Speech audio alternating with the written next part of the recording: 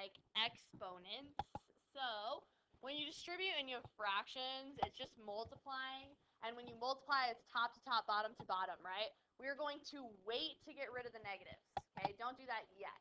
So the first thing I'm actually going to do is multiply this to this and this to this, all right? When you multiply your numbers, like 2 times 2, they just multiply like normal, so that's 4, okay?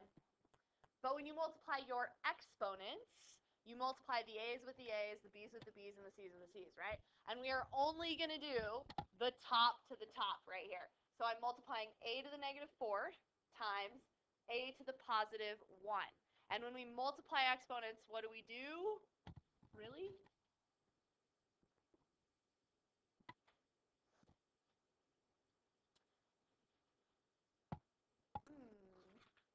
Should I pause it while we think? Third. So all we do is we add exponents, okay? That's when you multiply exponents, you add.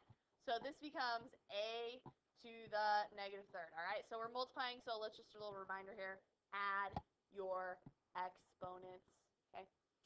All right, now I have b to the 0 times b squared. Again, I'm only doing the top to the top right now. So b to the 0 times b to the second, that's 0 plus 2, so I get b to the second. And then I have a c here, and there's no c's here, so we're just going to keep the c in the top.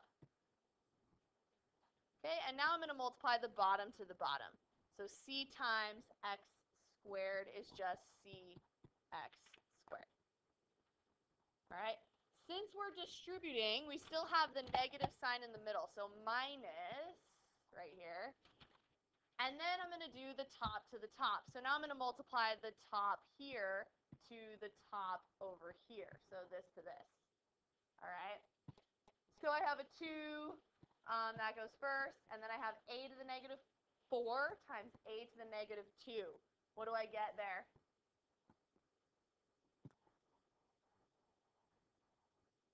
Yeah, Julia. Good. We add them. Negative 4 plus negative 2. And then we have b to the 0. Do we need to write down b to the 0?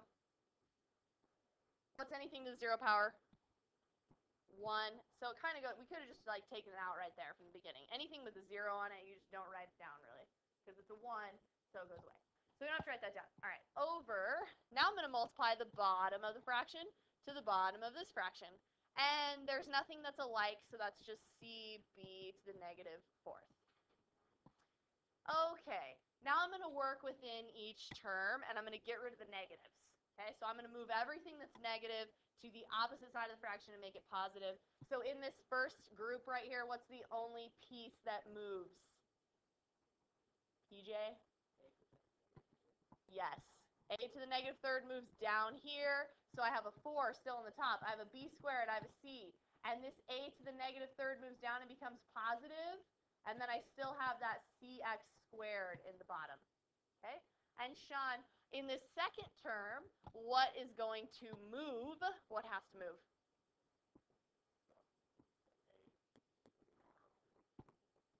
Very good. Okay, so the 2 stays in the top and the c stays in the bottom because they have positive exponents on them. The b moves to the top, becomes positive 4. The a moves to the bottom and becomes positive 6. Then we look to subtract, all right, if there's anything that can subtract when you divide. But nothing can simplify here because they're all different, right? We have all different variables. But in the first one, what can cancel out? Emily.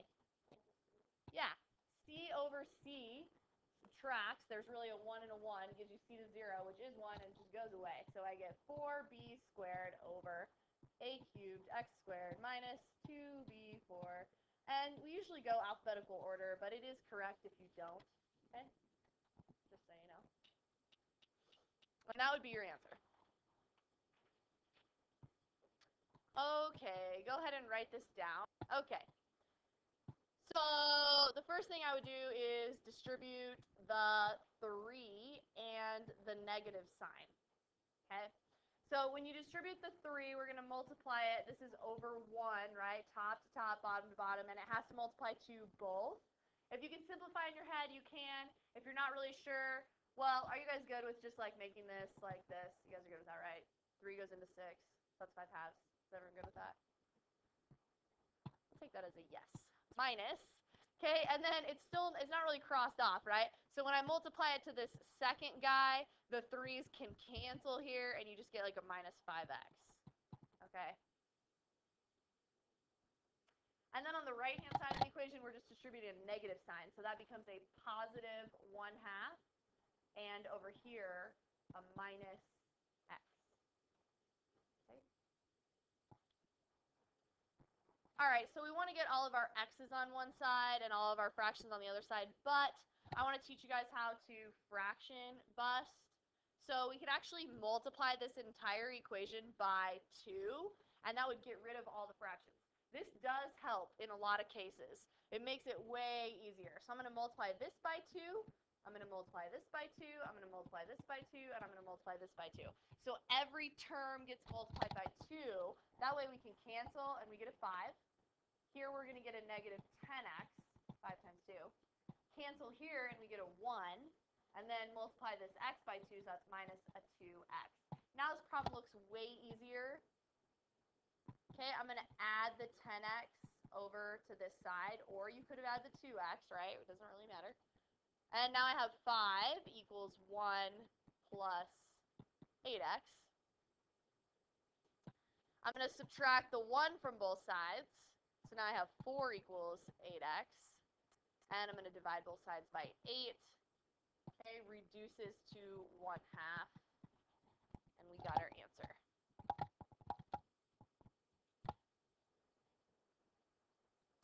All right, one more thing. Change sides, change signs. Okay, we've already been doing this, but we'll just show you again here. So solve for y. So we have 3y minus 2x plus 5. So if I want to get y by itself, I need to get rid of the negative 2x and the positive 5. So what you guys did in like pre-algebra, it was like required. You had to be like plus 2x plus 2x, right? And then you'd like cross it off. And then you had to be like minus 5, right? And cross it. You had to like show those steps, right? So now that we're in Algebra 2, you guys have like been doing this for like years now. So all we need to do is move this to the other side, and it becomes the other sign. In other words, if it's negative, it becomes positive. If it's positive, it becomes negative, right? So the 3y is going to stay because that's what we're isolating. I'm going to move the 2x over. It was negative, so now it's positive. Okay? I'm moving the 5 over. It was positive. Now it's negative. Okay? And this one has a 3 in front of the y here, so in order to get rid of that, we just divide each piece.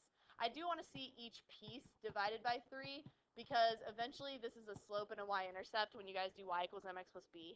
So I do want to see the 2/3 and the 5/3 as like separate things. Okay? And that would be your answer. You isolated y. I missed.